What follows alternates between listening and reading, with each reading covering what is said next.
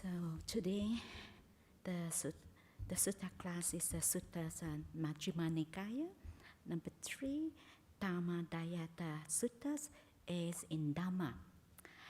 And basically, this sutta set is not only relevant, it's not only appropriate for relevant for monastic, it's also relevant for lay people because of especially nowadays, like even monastic, and some of the monasteries they're having a lot of support, a lot of material well-being, and also nowadays the people that tend to neglect, the spiritual well-being. There's so much focus on the material well-beings. They said the Buddhists, when Buddhists give this teaching, is also because of when the Buddhists become so famous and getting lots of support, and then people tend to, focus on the material well-being instead of the spiritual well-being, the spiritual growth. And there's the teaching being given, for that purpose. And I'm going to start reading these suttas. Thus have I heard, on one occasion the Blessed One was living in Savatthi in Jeta's Grove, Anathapindika's park. There he addressed the bhikkhus thus: Bhikkhus, Venerable Sir, they replied, the Blessed One said this: Bhikkhus, be my heirs in dhammas and not my heirs in material things. Out of compassion for you, I have thought, how shall my disciples be my heirs in dhammas and not my heirs in material things? If you are my heirs in material things, not my heirs in Dhamma, you'll be reproached. Thus, teachers' disciples live as he heirs in material things, as not as heirs in Dhamma, and I will be reproached. This, the teacher's disciples live as his heirs in material things and not as his heirs in Dhamma. So, and then you can see that they normally repeat. That means that if you will be reproached, that if you live as heirs in the material things but not heirs in the Dhamma, then you'll be reproached. So that's like the Buddha said, if you are my heirs in Dhamma, not my heirs in material things, you will not be reproached. So as it will be said, the teacher's disciples live as his heirs in Dhamma, but not as his heirs in material things, and I will not be reproached. As it will be said, teacher's disciples live as his heirs in Dhamma, not as his heirs in material things. Therefore, bhikkhus, be my heirs in Dhamma, not my heirs in material things. Out of compassion for you, I have thoughts. How shall my disciples be my heirs in dhammas and not my heirs in material things? As you can see, it's a loss of reputation because during Buddha's time, there's no books, it's all oral teaching, you have to memorize. They said they have to keep repeating so that you can sink in. They said it's a little bit long, but in short, it's only, the Buddha said, if you live as heirs in Dhamma, you will not get reproached, But if you live, as an heir in material things, then you'll be reproached. Basically, it's just so short, but in the suttas, they repeat and repeat. Sometimes some people find that it's very long-winded. But this is how in olden days, they don't have books. You cannot, that they have to keep repeating so that they'll be able to memorize, they'll be able to remember and sink in.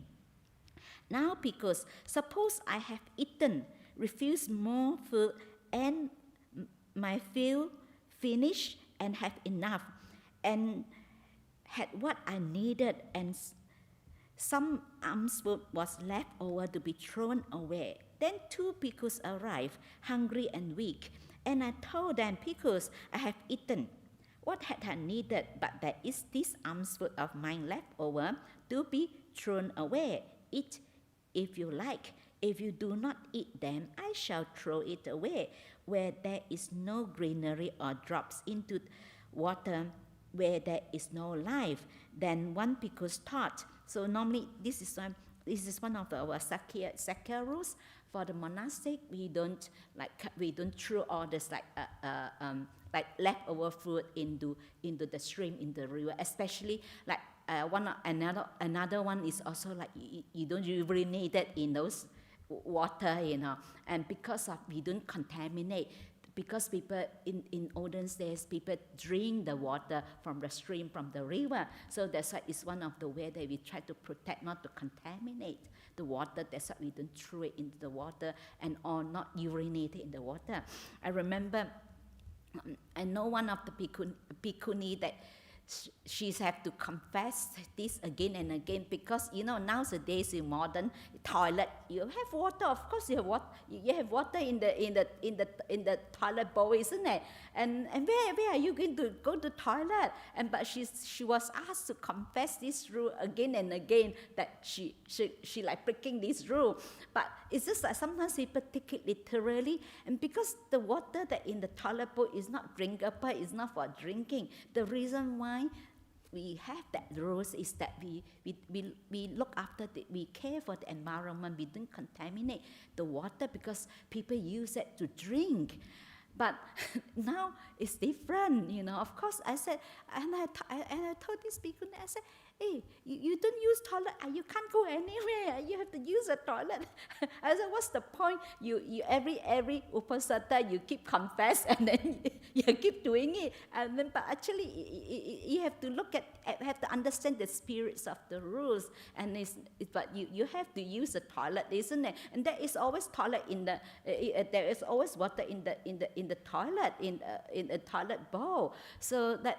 And that is not the drinking water. This is sometimes you see some monastic can keep the rules literally without understand, without knowing the spirits of the rules and what the reason behind of the rules. So then one bhikkhu taught, the Blessed One has eaten, had what he needed, but there is the alms food of the Blessed One left over to be thrown away. If I do not eat it, the Blessed One will throw it away. But this has been said by the Blessed One, bhikkhus, be my heirs in Dhamma, not my heirs in material things. Now this alms food is one of the material things. Suppose that instead of eating this alms food, I pass the night and day hungry and weak. And instead of eating the alms food, he passed the night and day hungry and weak. Then the second bhikkhu thought, the Blessed One has eaten, had what he needed, but there is this alms food of the Blessed One left over to be thrown away. Suppose that I eat this alms food and pass the night and day neither hungry nor weak. And after eating that alms food, he passed the night and day neither hungry nor weak. Now, although that bhikkhus by eating the alms food, passing the night and day neither hungry nor weak, yet the first bhikkhu is more to be respected and commended by me. Why is that? Because they were for long conduced to his fewness of vicious contentment, effacement, easy support, and arousal of energy. So why the Buddha said that? Because this is the heirs to restraint. And because I remind me when I was still a lay person, I already started to keep 8 precepts as a lay person. But of course, when you as a lay person, sometimes I'm still working and things like that. Of course, sometimes you can't really, eat, at the times that before 12, sometimes I pass. Then I keep thinking whether, because it's okay, even I don't keep it, I'm not breaking any rules, it's just my personal practice. But then eventually I restrain myself. I said, no, I'm really determined, I'm not good. Because I know that I don't eat one day, I won't die. But actually that really helps us to restrain our craving and desires, especially nowadays that we so much, so much material well-being, people crave for, wanting so many things. The other day, yesterday we went for Pinterpark, we see the things that people thrown away. You just could not believe all these things and still good, and so much, the craving, and it still keeps stimulating the mind, the craving you want, that you never be peaceful. And that's why people now, they're so stressed out because of, you drain, because the craving itself drains lots of mental energy. And that is actually, the Buddha said he commended the second one, the first one that he didn't eat the alms food, because he is referred to that this first bhikkhus be able to restrain himself. Then actually I determined, okay, I'm not going to eat it. Then after, I'm okay, because I know, of course, we have to know ourselves. It's not like it's a middle way. We know that one day I don't eat, it's okay. But my main purpose is that I be able to restrain myself, to be able to really train myself to be able to keep that. I know at the beginning, sometimes even, dinner, at the beginning you don't eat, and then sometimes, your family comes, and then they say, there's a nice food, and then it's very tempting, that actually it's more the craving, that I'm not really that hungry. Then you tend to, convince myself, maybe it's okay, once, I keep again next day. And that's why it's very difficult to restrain, because that restraint is really stop your mind, not feeding the craving, because I know that it's come from craving, that, that you have to make an effort. And that's why the Buddha said, this is the ace, actually it's the ace in restraint. Having few wishes, not to wish for many, many things. Because nowadays, that's why at the beginning, maybe some of you not here, that the reason why I choose these sutras, because of this is relevant not only to monastic, it's also to lay people, because nowadays we are so caught up in, all the material things, getting things, more and more things, and it's very difficult to people take things for granted, and very difficult to really appreciate things. They have gratitude and tend to neglect, the spiritual well-being. I remember when I was teaching in Singapore, and some of the supporters, they are really, they've been quite successful in their career, and then they're working very busy. Then they feel guilty about not having time with their children, and then they try to use material things, to really try to compensate, get them most expensive things, and give them whatever they want. But this is not what the children want. The children want you to be with them. They want your love. They want your care. It's not give them material things. That's why this is very common nowadays, isn't it? It's easily the parents, okay, give them more money, okay, go and help yourself, play games, to do whatever, and as they grow up, I think some of them as they grow up, and then they think, when they were young, I have no time to spend time with them. Now I want to spend time with them. But the children, when they grow up, they don't want you anymore. They have their own friend. Who grown up still want their parents, they don't want you. Actually, that period that they really needed, parents needed your love and care, that is the time, isn't it? After you pass that, you're no longer needed. And also all the material things, when we die, we can't take with us. Isn't it? The only thing can take with us is the quality of mind. How we develop the inner qualities, that is with us. But not all the material things, no matter how much we accumulated, how many houses you have. So that's why it's not how much money you leave behind, how many dollars in the bank, that is not the best inheritance. The best inheritance that we can leave behind for our children is to teach them the Dhamma, to be the ace in the Dhamma, to be a beautiful person, to develop those qualities, and to teach them how to love, how to share, how to be a compassionate person. And these qualities stay with them. And also, it's not that you have lots of material things, you're happy. I've seen many people have, abundant, lots of material things, they're not happy.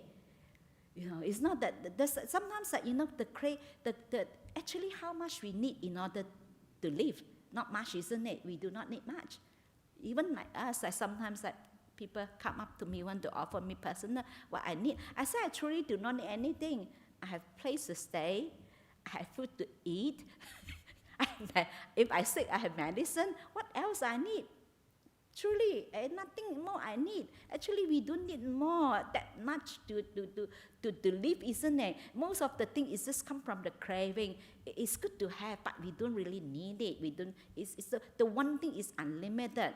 You know, you cannot stop. You want more and more and more, and then you just keep feeding the desires. When you keep feeding the desires, so your mind will never be peaceful. You see, the mind, it keeps stirring up the mind. The mind is so, feel a stimulation, keeps stimulate. When we get, you have the excitement of getting that stimulate your mind, and then you keep going, and that you never end.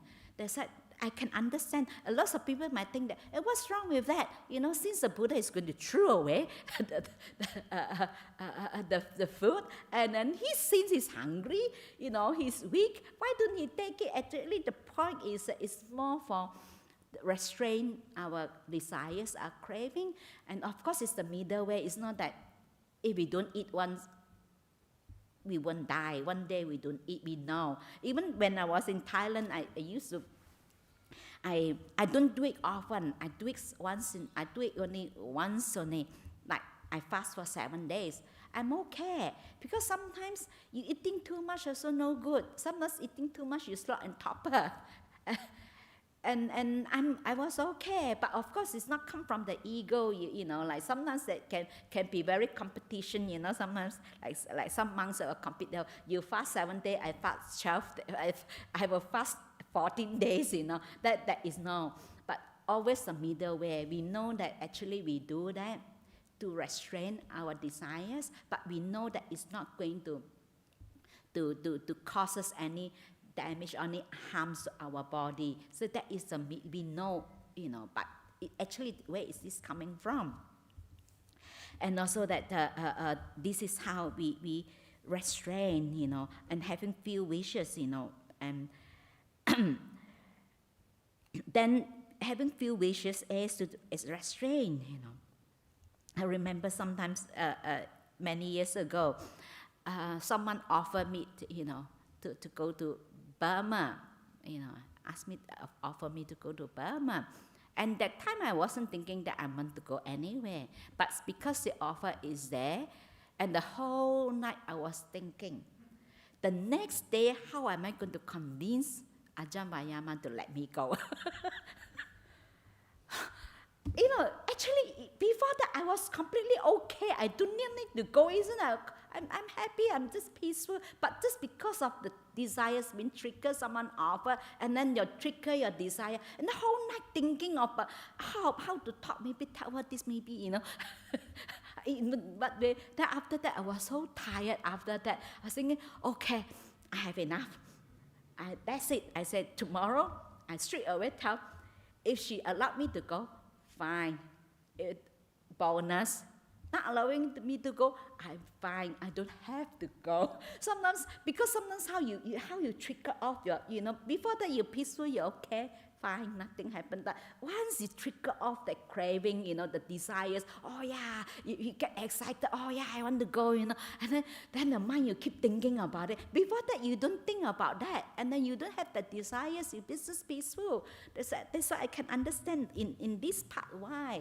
I think most people might have that question, that why the Buddha said, I will comment, the second one be more to be respected and commended by me, by not, taking the food that is as in material things, but not as, because when you restrain, that is as to restrain. So that is also having few wishes, and having few wishes where you don't wish for to have many things.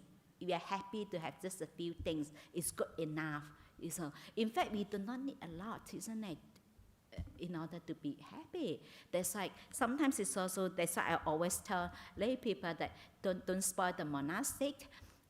Actually, most of them, whatever, like for example, we have the rules in Dhammasara, we have the rules. Actually, all the nuns, they're not supposed to ask lay people what they want. So if they need any medical, anything, they always come to me. So always come to me. So when that is an offer come in, someone come and say, oh, can I offer something? That I will tell the people, okay, I will ask on behalf of them. I'm not asking for myself, but ask on behalf of them. So actually, they don't have to. Imagine if they actually also spoil them. Sometimes you have to understand that they're still, especially they're still young monastic. They still just come to monastic life, and also this is also the way to support them, not to spoil them, not to give them, lots of material. Sometimes we do not need. Actually, you can see Dhammasara, we have enough. We have enough food, and they need any medicine, we have it in the medical store. If we don't have it in our medical store, I normally will get it for them. If no one offer, the monastery get monastery fund. I still can get it for them. They'll be well looked after. So that's why nothing much we need. What else we need as a monastic? You see, robes, clothes, shelter, medicine, food. That's it we need, isn't it? Nothing more. Because of the restraint, the desire, it help to contentment. Because you're just happy to be here, happy to have a few things, happy to live a simple life. And then it's also conducive to, he said, conduce to effacements like scratching up, defilements, and easy support and arouse of energy. Easy support. There's like for example, if a monastic, they're very demanding in nature, they keep asking things on lay people. I think from far the lay people see, like the Buddha said, the brown that when the brown cow coming, they run away. The lay people run away. This brown cow is coming, and that's why we also, as a monastic, also be easy to look after. If you ask for asking too much, people will run away from us, and also arouse energy, because that is also not to also we get inspired, and also we inspire the people. The teaching is not only to give teaching, but also how the monastic live, how the monastic behave. So people find it very inspiring if they see the monastic live very simply, easy to support, and they arouse their faith. They have the energy. Also the same thing. If sometimes we eat too much, also become fat. Like for me, like getting fat because of I don't have I hardly do physical work because it's very difficult. People will quickly do it for me,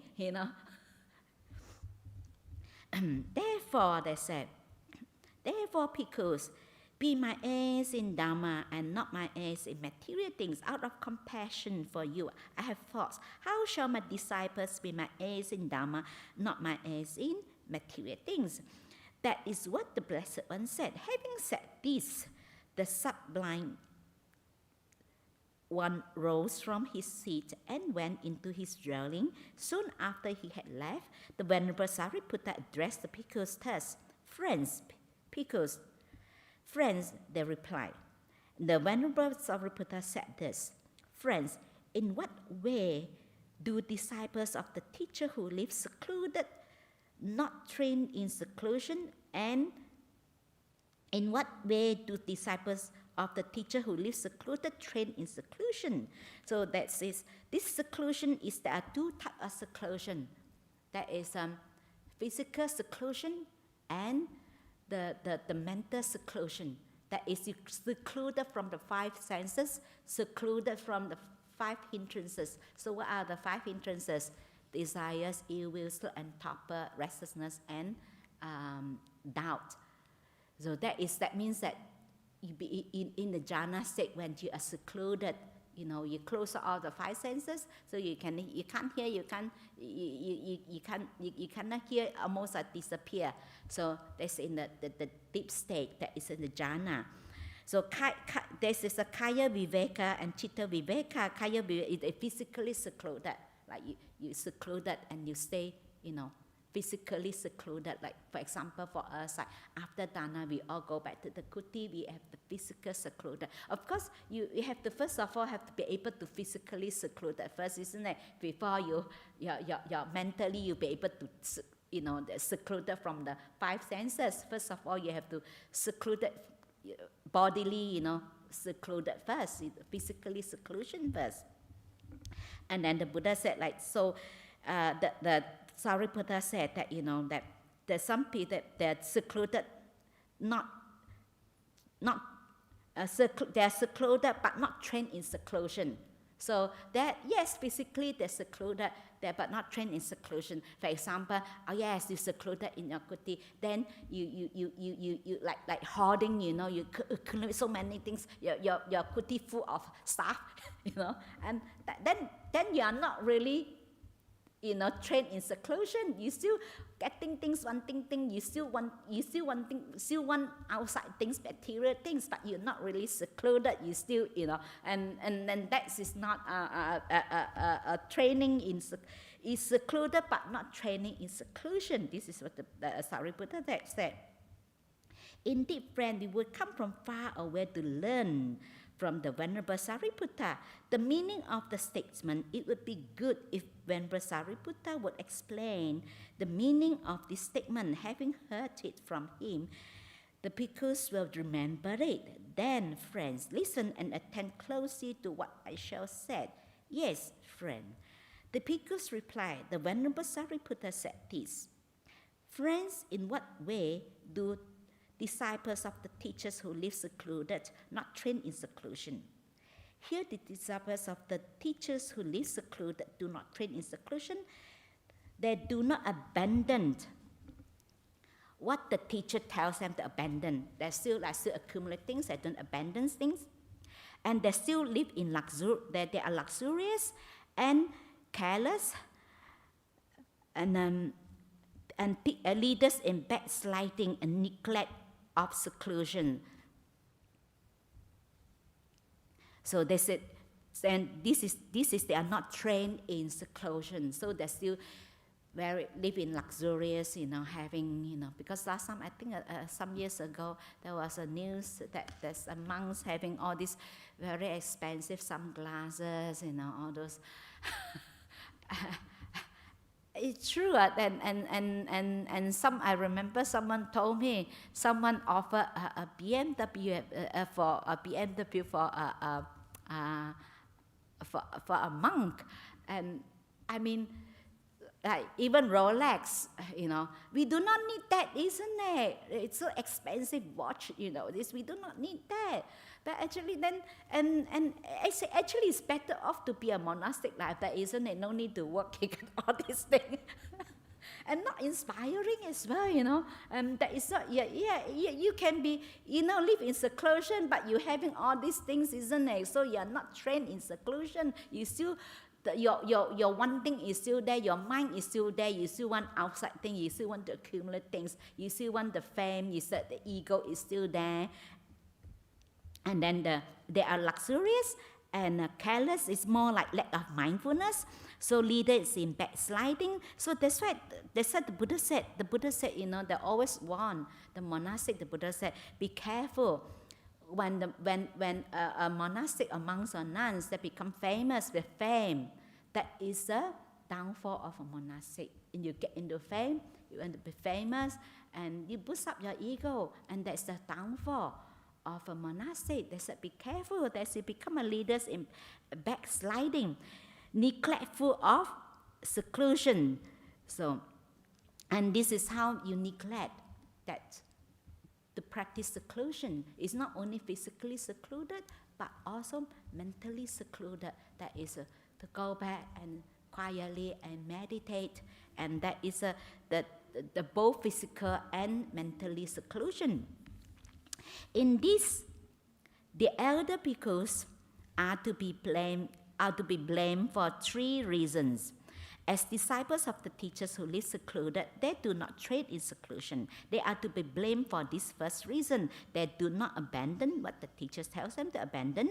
They are to be blamed for the second reason. So they are luxurious and careless, and teachers in backsliding, neglect of seclusion, they are to be blamed for this third reason. These are the third reason to be blamed. So the elders bhikkhus are to be blamed for these three reasons. So they are they're not trained in seclusions, they are luxurious, they are careless and leader in sliding and neglectful of seclusion. So these are the 3 reasons that the elders bhikkhus are to be blamed for these 3 reasons. In this, so he was said from elder bhikkhus, a middle bhikkhus, a young bhikkhus. It's just like repeat again. So this is another repetition. And these middle bhikkhus are to be blamed for 3 reasons. As disciples of the teacher who live secluded, that do not train in seclusion, they are to be blamed for this first reason, that do not abandon what the teacher tells them to abandon. They are to be blamed for this second reason. They are luxurious and careless, leaders in backsliding, neglectful of seclusion. They are to be blamed for this third reason. The middle bhikkhus are to be blamed for these 3 reasons. So now they come to the new bhikkhus. So normally when they refer to elder bhikkhus, is that 10 years above is a elder, like a more senior bhikkhu. Monastic is more than 10 years. So a middle bhikkhus, majjhima, will be like 5 years, 5-6 years before 10 years, over 5-6 before 10 is a majjhima. Then and this new bhikkhus is under 5 years. Under 5 years, there is a new bhikkhu. Are to be blamed for this for 3 reasons. As disciples of the teacher who lives secluded, they do not train in seclusion. They are to be blamed for the first reason. They do not abandon what the teacher tells them to abandon. They are to be blamed for this second reason. They are luxurious and careless, leaders in backsliding, neglectful of seclusion. They are to be blamed for this third reason. The new bhikkhus are to be blamed for these 3 reasons. It is in this way that the disciples of the teacher who live secluded do not train in seclusion. So now already they mentioned they live secluded but not train in seclusion, because they're still having all the luxurious things. They're being careless and neglectful of seclusions, and their leaders in backsliding. So this is the reason that. This is the way that the disciples of the teacher who live secluded do not train in seclusion. So now they come to talk about the secluded and the disciples of the teacher who live secluded and train in seclusion. So the first one they said not train in seclusion. Now it's coming to they are secluded and also train in seclusion. It's just very long-winded. They keep repeating. Basically, it's just long story short. It's just that the first one they mentioned about the 3 reasons that they've been blamed for these 3 reasons, because that they live in seclusion but not trained in seclusion. They live in seclusion. They're secluded but not trained in seclusion. Now they're going to say talk about the disciples of the teachers who live secluded and train in seclusion. Okay. Here's disciples of the teacher who live secluded, train in seclusion. They abandon what the teachers. It's just opposite, like this. That one they don't abandon, but this they abandon. So they abandon what the teachers tells them to abandon. They are not luxurious and careless. They are keen to avoid backsliding, and are leaders in seclusion. So they're all opposite. They do those are not trained in seclusion.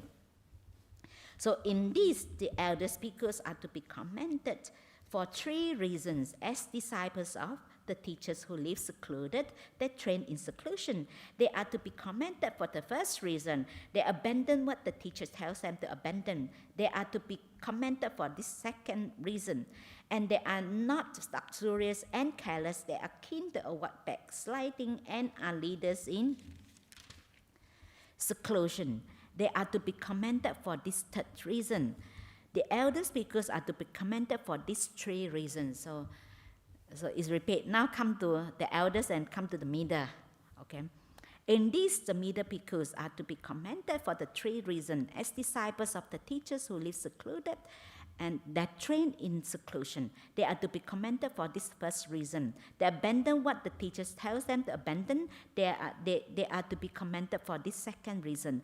They are not luxurious and careless. They are keen to avoid backsliding and are leaders in seclusion. They are to be commended for this third reason. The middle bhikkhus are to be commended for these three reasons. So now come to the new bhikkhus. In this, the new bhikkhus are to be commended for three reasons as disciples of the teacher who lives secluded, they train in seclusion. They are to be commended for the first reason. They abandon what the teacher tells them to abandon. They are to be commended for the second reason. They are not luxurious and careless. They are keen to avoid backsliding, are leaders in seclusion. They are to be commended for the third reason. The new bhikkhus are to be commended for these three reasons. So it is in this way that the disciples of the teacher who live secluded train in seclusion. Then is followed by that the Sāriputta continued. He said, "Friends, the evil herein is great and great and hate." So, like normally evil is quite a Christian thing that evil, but it's more like some people use unwholesome, or you can say maybe our problems because this defilements lead to problems. So it's not that evil, it's more something unwholesome or problems or difficulties. Our problem is the greed and hate, and this is the middle way. There is a middle way to abandon of greed and hate. Giving, and it will giving vision. Giving vision is like they will give you clarity. When we abandon, when we abandon our greed and hatred, when without ill will and desires, then we have the more clarity, isn't it? Because the defilements causes us that we will confuse mind because of the purity, because of the clarity. So they said this is more, when they said given vision is more like having the clarity, and giving knowledge is referred to the insight, which lead to peace and become peaceful. So when the defilements is not there, that we have more clarity. So the hate and greed and hatred is not there. So then we have more clarity. The clarity is come from the purity of mind.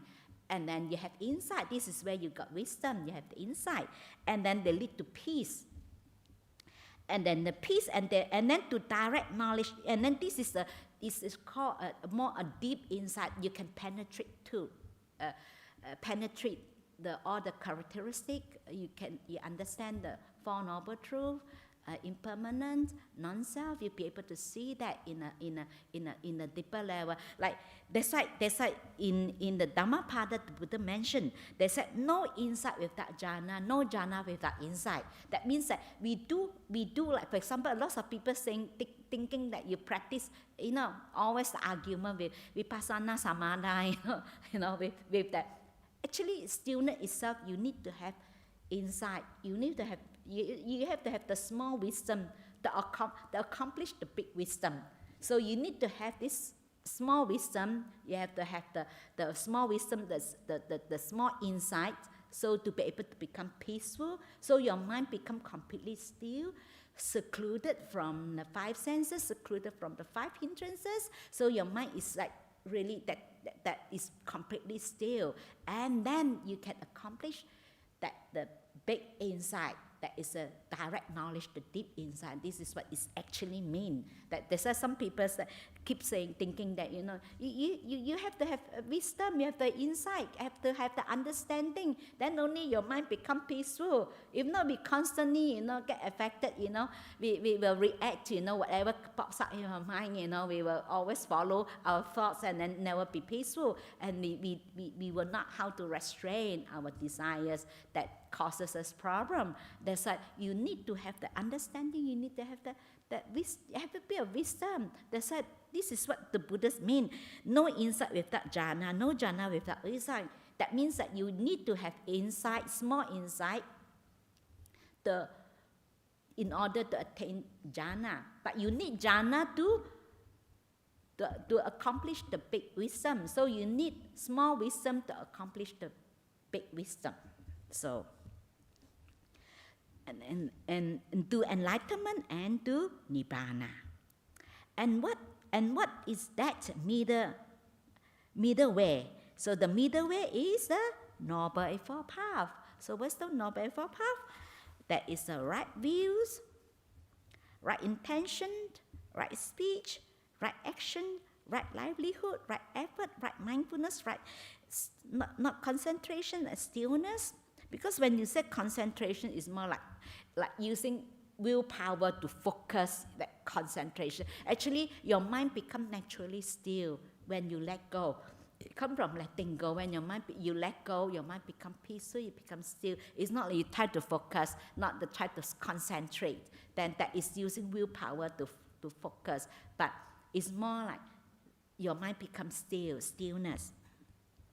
This is the middle way, giving vision, giving knowledge, which leads to peace, to direct knowledge, and to enlightenment, to nibbana.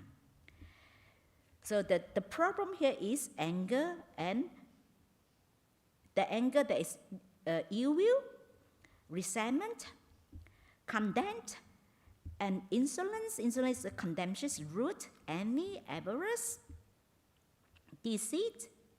Avarice is more like a greedy, like hoarding, and a bit like, stingy, Actually, stinginess is come from greedy. You're very stingy, you're very greedy.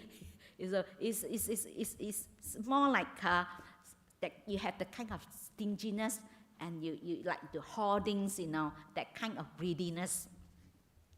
Deceit, fraud, obstinacy, that is stubbornness, and also rivalry. Rivalry is more like a fault-finding mind, that kind. Conceit. So the three conceit, that is I'm better, I'm as good, I'm the worst. And then the arrogant is more like that when someone is arrogant, that is they tend to overestimate themselves. They're arrogant, they think that they're better than anyone else. That's why they have the arrogant. Actually is more like overestimate themselves. And vanity, there is a pride, and negligence. Negligence is more like a lack of mindfulness. And this is the middle way for the abandoning of vanity and negligence, giving vision, giving knowledge, which leads to peace, to direct knowledge, to enlightenment, to nibbana. And what is that middle way? It is just the Noble Eightfold Path. Again, it's Noble Eightfold Path. That is the right view, right intention. So right view is like some there were right view, some that said that it's right understanding, right intention. That is what are there are three right intention. That is the intention of giving up, renunciation, giving up, or giving up of harming, giving up of violence. This is the three right intention, right speech, right action, right livelihood, right effort, right mindfulness, and right concentration, right stillness. That's why you can see that it's only mindfulness is not good enough. So the Buddha said you have to pick up the whole path. It's not just meditation, how you live your life. So you have to practice restraint, keeping precepts, like right speech, right action. That is all the sila part. So actually, basically, these Noble Eightfold Path, they also divided into threefold. That is Sila, Samadhi, Panya. Is still always there. That's why you can't just say that I meditate if you don't keep the precept. If you are not virtuous, you get nowhere. And then if you just want to, and actually generosity is also part of virtue. That that giving, the right intention, renunciation, giving, letting go. So that's why sometimes, I remember some years ago, someone in Thailand, and someone asked this Kuba Ajahn, he said, "Oh, why my meditations are not seems like I'm not getting anywhere, have no progress." And then you know what the monks told him? He said, "You don't do enough. You don't give enough. You don't practice generosity enough. You don't give enough. Imagine if you can't even let go of your material well-being, how to let go of more subtle level of the defilements, your craving that is very much more subtle." And that is, you have to be able to let go of from a coarser level to more refined level, isn't it? So you have to let go from if you can't even let go from the coarser level, how come you let go on a more refined level? So he said, this is the middle way, giving vision, giving knowledge, which leads to peace, to direct knowledge, to enlightenment, to nibbana. And that is what the Venerable Sāriputta said, and the bhikkhus were satisfied and delighted in the Venerable Sāriputta's words. So that is these suttas. And any questions or comments? No questions? Satisfied? It's not a very long suttas because it's keep repeating, but the gist of these suttas actually mainly is just actually it's good to remind us. We tend to neglect our spiritual well-being. So we focus so much on getting how much we get in, and then we've forgotten that actually to develop our inner quality. The only thing that takes with us is the inner quality. At the end of the day, no matter how much, you see, all these rich men, even they're so rich, you think they can take all this thing with them? They can't. Isn't it? You have to leave everything behind. You come with nothing, not even, have you ever seen any baby born with a clothes, not even have a clothes, No, nothing wear, nothing on. And you go also, you go also, you have clothes, huh? But eventually also everything will, if you cremate, everything gone, into dust, everything, eventually also everything into, because the body is made up of 4 elements. So 4 elements, earth elements, fire elements, wind elements, and the water elements. So it's eventually, evaporate into, become cloud, rain fall back again, and into the ashes in the dust, and everything gone. The wind back to nothing. So can't take. Then people spend so much time and energy, But so actually, how much do we need?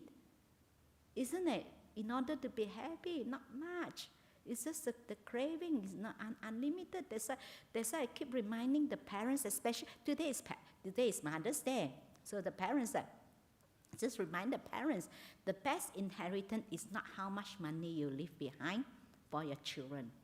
The best inheritance that you can leave behind and how well you live your life, to teach by example, to teach them how to love, to teach them to be a beautiful person, to give them lots of love. Because only your children be loving because it's come from the parents. If the parents is very loving, and naturally the children is kind and loving, teach them to be kind, to be compassionate, and this is more valuable, and this will stay with them. This is it will stay in the consciousness, to take with them in the next life, and that can't take away.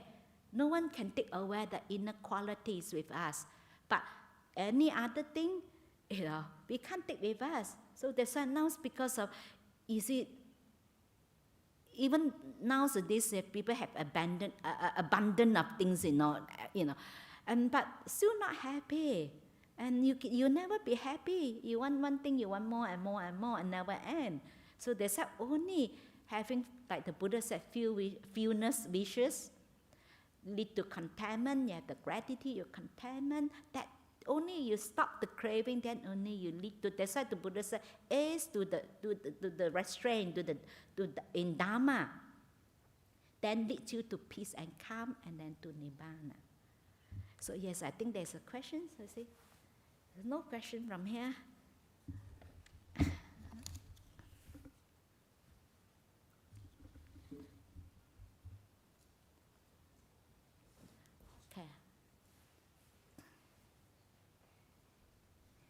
Okay, this is a good one. How to use the phone with restraint and mindfulness. Now phone is a really big thing, isn't it? In olden days, people worry about not enough food to eat. Now people worry about no Wi-Fi. First thing, why there no Wi-Fi? Yeah, that's,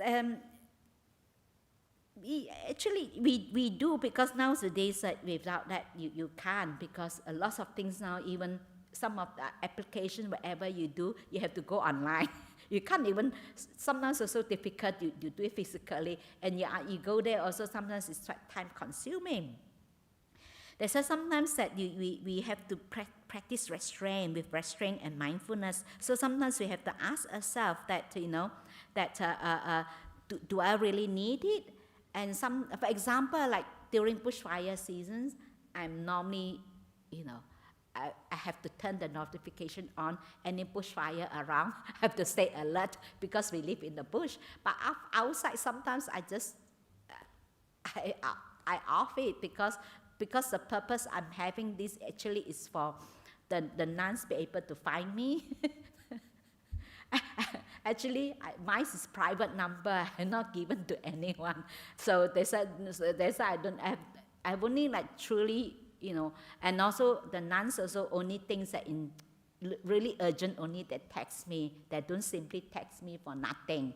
So that's why it's quite good. That's why sometimes you have to see, not to simply give your phone number or, just, And you have another one. I sometimes eat chocolate and fruit fruit sometimes. I've been keeping the 8 precepts while working. I stopped for a couple of months, but I'm keeping them again. Yeah, sometimes eat chocolate. Yeah, you can have chocolate. And some, actually, after a while, eventually, at the beginning, of course, you can't really stop. You still have the craving. It's normal not to worry about that. But eventually, if you continue, after a while, you don't really crave for food anymore. You get used to it. Like for us, like we get used to it. Like I've been like living in a monastery like for more than 20 years. Like this is my life. Like, I don't even think of having food. And the other day, someone kept asking, what you want? What you want? Can I offer you? What do you like? I said, I don't know. You can offer me anything. No. I want to offer you something you like. I said, I can't think of anything. Because I get used to it. Like whatever offered, I just eat it. Because to me, like more suffering that you think of what to eat, isn't it? To me, like for me, it's freedom. No need to think. Just eat whatever is there. But luckily, because I heard sometimes people mention, this monk like this, that monk like this. I said no. I said it's not that they like this, they like that. I said sometimes people having the stomach that can't take certain things. Some food they can't. The stomach, they cannot eat certain things. They say some of the things they can't eat. It's not that they like this or they don't like this. And some of the things that I like, I don't take because it's not very good for me. Like for example, some of the things I don't take it doesn't mean that I don't like it. It's just that because it's not so agreeable with my, you can take it after that you have this discomfort, and what's the point taking it? You suffer. So it doesn't mean that, I don't take it, that means I don't like it, and I take it, that means I like it. Sometimes I take it because it's agreeable with my body, my stomach is good. So it's okay. So you continue to keep. It's already very good if you can keep it. He stopped for a couple of months, but now I'm keeping them again. And with the phone, is you try to reduce, like for example, only you give to certain people that is important, that they need to contact you, especially like family. They need to know where you are, things like that, like those contacts, but not to give to any Tom, Dick, Harry, and then they will call you. Actually, then you asking for trouble if everyone call you, isn't it? I see, like, I go back when I visit my family, I see my sister, when she was still working, she have 2 phones. One is the company phone, one that, with work. So if holidays, she will off the phone. no business coming in. And then she have the other one is like her, like the family, close friend. So you just You just reduce the contact, not so contact, and you less using it. So then you become more mindful. Sometimes you have to make an effort. You have to. One of the qualities the Buddhists mention is the determination. You have to be determined. Restraint. I remember sometimes almost I give up. Also, never mind. I don't keep today. I keep tomorrow again. When I was a lay person, then I said no. I struggle a little bit inside. Back and forth, and then eventually I said, no, I'm not going to do it. I'm not going to do it. Then after a while, actually you get used to it, but you have to make an effort. Okay. So no more questions or comments? Okay. Now we can end this sutta session, sutta class.